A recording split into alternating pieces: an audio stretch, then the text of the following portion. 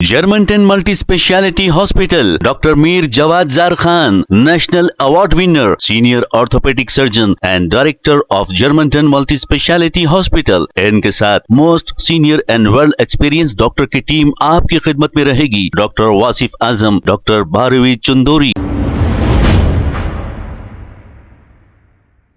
अस्सलाम वालेकुम नाजरीन, 7H न्यूज सच को रखे आपके आगे।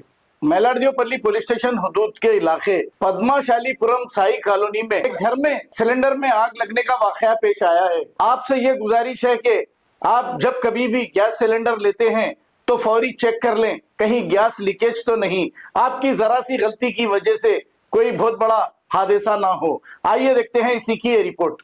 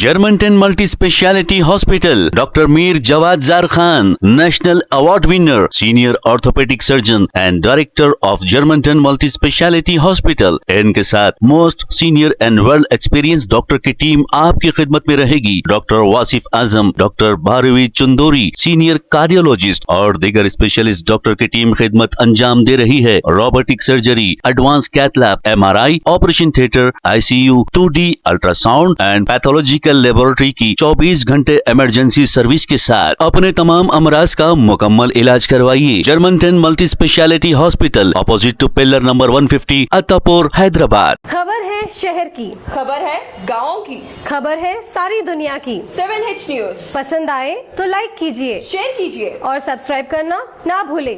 7H news.